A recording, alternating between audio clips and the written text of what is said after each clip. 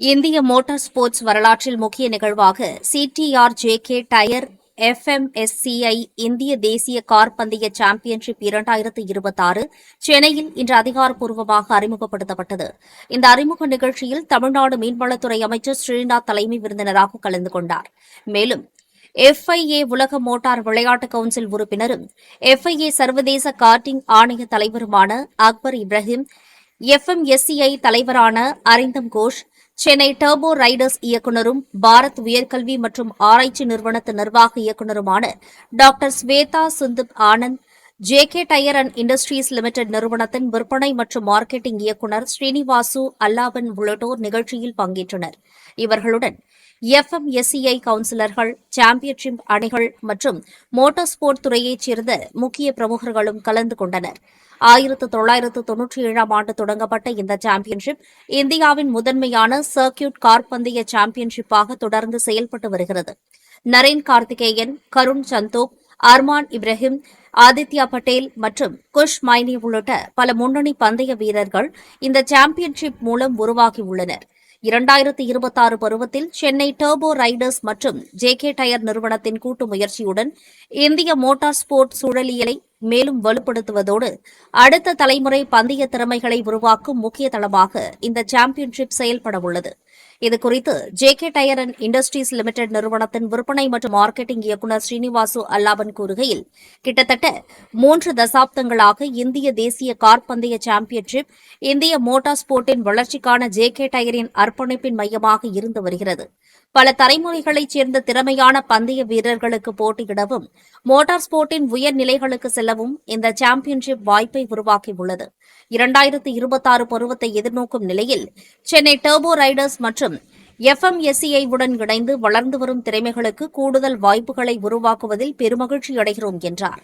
2026ஆம் ஆண்டுக்கான தற்காலிக பந்தய அட்டவணையின்படி முதல் சுற்று செப்டம்பர் 11 முதல் 13ஆம் தேதி வரை கோயம்புத்தூரில் உள்ள காரி மோட்டார் ஸ்பீட்வேயில் நடைபெறுகிறது.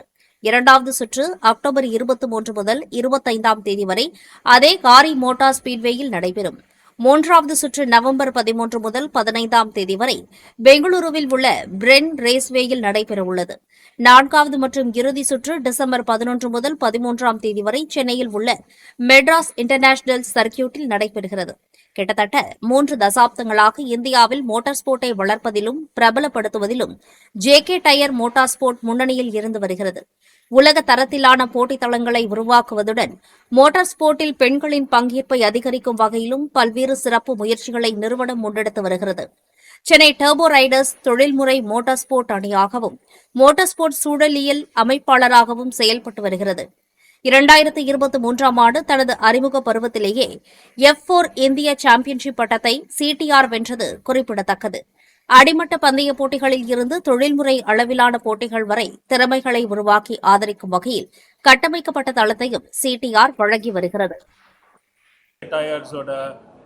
இந்த கொலாபரேஷன் லான்ச் நடக்குது. ஸோ இந்த வருஷத்துலேருந்து Indian national car racing championship ஒரே ஈவெண்ட்டாக நடக்க போகுது இந்தியாவில்.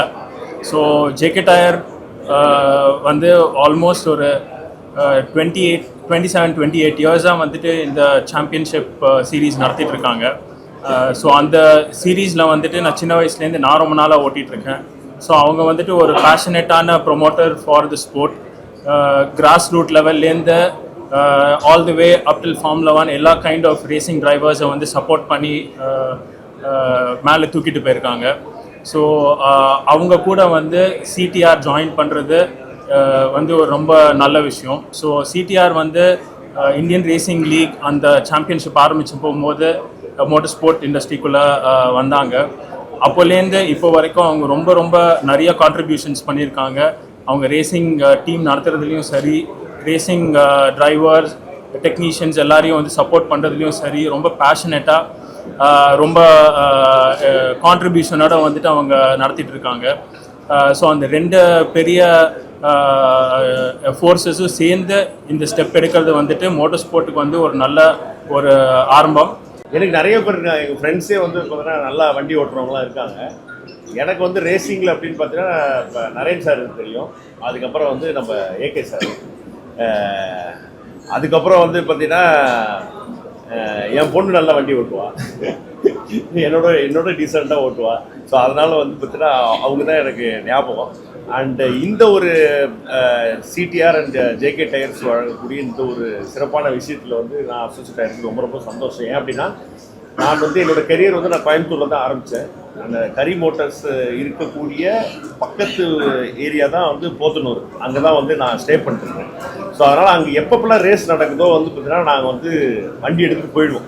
வண்டி எடுத்துகிட்டு போயிட்டு அது என்ன வெயிலாக இருந்தாலும் சரி மழையாக இருந்தாலும் சரி நின்று அதை வந்து அந்த வண்டி போகிறதெல்லாம் பார்த்துட்டு, இன்றைக்கும் ஏதாவது ஒரு ரேஸ் நடக்குது அப்படின்னா வந்து டிவியில் போட்டு பார்ப்போம். அது நைட் நடந்தாலும் சரி எந்த டைமில் நடந்தாலும் சரி அது ஃபுல்லாக அதுவும் வண்டி போயிட்டே இருக்கும்.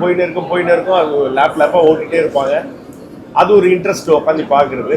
அதில் ஒன்றும் சந்தோஷமான விஷயம் ரேசிங் எனக்கும் என்ன சம்மந்தம் அப்படின்னா, எனக்கு ஸ்பீடாக வந்து யாராவது வண்டி நல்லபடியாக சேஃப்டியாக ஓட்டி போனாங்கன்னா அது வந்து எனக்கு ரொம்ப பிடிக்கும். அதே மாதிரி என்னோடய பையன் பேரும் வந்து பார்த்தீங்கன்னா லொரன்சோன்றது அவரும் ஒரு பெரிய ரேசர் தான்.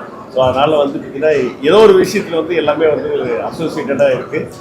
ரொம்ப சந்தோஷமாக இருக்குது இங்கே இந்த விஷயத்தில் வந்து நான் வந்து அசோசியேட்